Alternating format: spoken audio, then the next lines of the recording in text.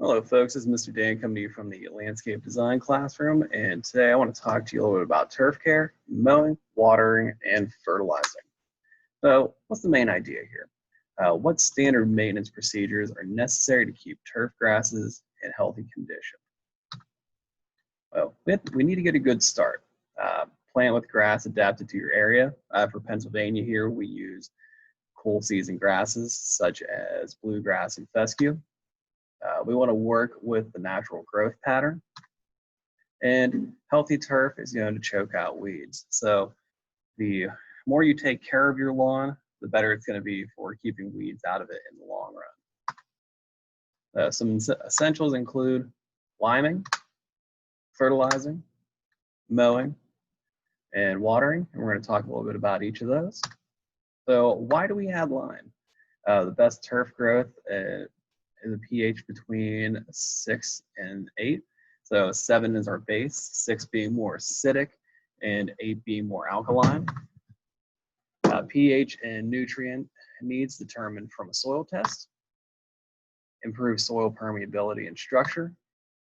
Better nutrient uptake. So we take a look at this. Typically whenever we have grass here in Pennsylvania, most plants, typically they like to be a little bit more acidic. But I always say you make sure you're reading the label on your plants to see where they want to be and doing your research, especially if you're going to be buying, selling, growing different types of plants. And then nutrient uptakes. Whenever you're adding lime into your soil, that actually opens up different cells, organisms within that grass. So adding that in there is going to allow them to take in more nutrients over time, and that's actually why that grass looks greener. So liming application, typically it's going to be applied with a calibrated spreader, best in late fall or early spring, and applied to dry grass. One note here is whenever you are liming your yard, do not use the crushed powdery lime because it's not going to get down into the base as quick as it will if you're using like a granular lime. So make sure it's granular and not pulverized into a dust. Once it rains, however, that will get down into the soil, but it does take a little bit more time. So why do you fertilize? It improves turf health, color, and weed control, better winter survival, disease and insect resistance, and is better able to handle stress. So let me stress here though, that anytime you're putting a fertilizer down, you want to make sure you're reading that label and putting it down at the right speed, and you'll be able to find all that information on the back of your label. So if you take a look at this picture of the guy on the right here, he's putting down his fertilizer application, but I would not be wearing the clothes he is wearing. You definitely want to wear long pants, you want to have gloves on, just because there are a lot of fertilizers out there now that have fungicides, pesticides, herbicides. There might be something on there that can actually be dangerous for your health. So make sure that you are wearing the proper PPE whenever you are going out to do this stuff. So when do you fertilize? Incorporated fertilizer into the soil before planting or laying new sod. You can also apply it after you put your plants in. Typically, people put down fertilizer in 3 to 5 applications a year. It all depends on how much you want to take care of your yard and how much you want to keep up on it. Top dress established turf a minimum twice annually.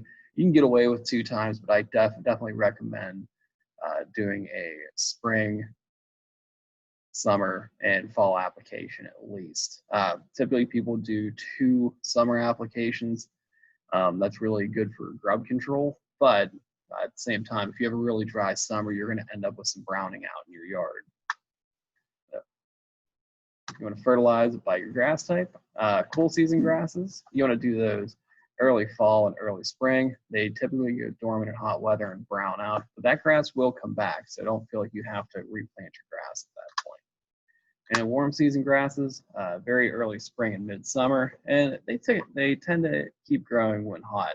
So if you're heading, the more south you go, or I guess the more south you go, You're going to get into different grass types that stay green all year round, such as like a Bermuda grass or a zoysia grass. But you won't have that rich, like dark green color that you see up here in Pennsylvania. So some fertilizer tips.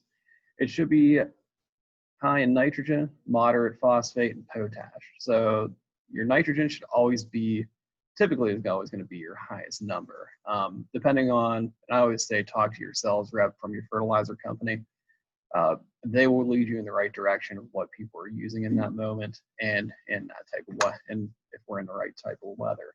So at least half the nitrogen should be slow release, because what slow release will do is over that typical 8-week period before your next fertilizing application is it will continually feed over time your grass or whatever you fertilize. Rates vary by conditions, and spreaders should work evenly and be well calibrated. So you always want to test it before putting it out in the yard. Typically, if you're using a spreader, a calibrated spreader, there's 3 holes on the bottom of it. You want to make sure those are totally cleared out and that your opener is calibrated to where it's coming out evenly throughout that. And then when you put down fertilizer, your grass should definitely be dry. So if it rains after, awesome. But if you're putting it down on wet grass, it might not get into that root system. It might just lay on top and be generally useless. So mowing is critical. Turf health suffers if grass is cut too short. Typically, whenever I go out and cut lawns, I cut them to about 3 inches in height. If you go any lower than that, your grass growth is not going to be as good. You might see more seed head production, and over time, it's easier to brown out that grass. I'm going to contradict this, saying the best length is 1.5 to 2.5 inches.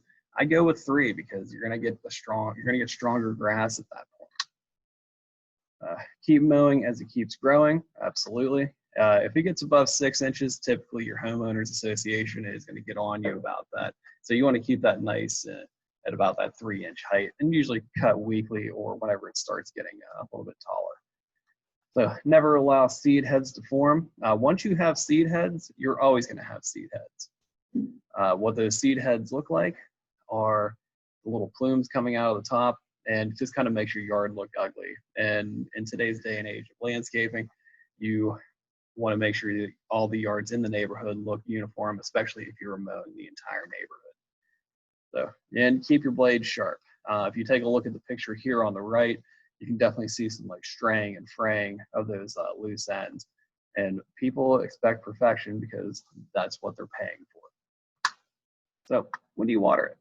Irrigation is needed if you receive less than 40 inches of rain a year. In Pennsylvania, we're kind of like a little bit Wild West. Last summer was a very dry summer. The past 4 summers before that, though, were pretty wet. So irrigation isn't totally necessary here, but if the system's installed, then it can be used in a dry year. Water needs to be affected by weather, soil, type of grass, health, or turf. So depending on what type of grass you're planting, just make sure you're doing the research in what the requirements for that grass type is. As always, read the label. Water during persistent drought. Last summer, I know everyone noticed that there was a ton of yards that were browned out just because there was no rain. People that watered their yards and probably spent a boatload of money doing it had very nice looking yards, but they had to keep up on it because even if you took a week off from it in these 90 to 100 degree days, your yard was definitely browning out. So how do you water? Leaves dry by nightfall. Soil wet to 6 inches. Best to water deeply and less often. Overwatering can definitely be harmful. So whenever you do water, you want to, as it says here, you want to wet that soil about 6 inches deep in the ground. That's typically your topsoil layer, and that'll retain well.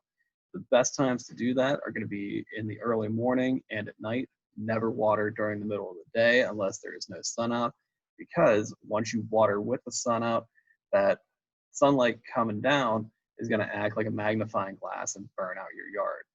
So, and if you overwater, you have a very good chance of either killing your grass or eroding that top layer off. That's the end of my presentation. If you have any questions at all, please get in touch with me down here in the landscape design classroom. But appreciate your time and have a great day, folks.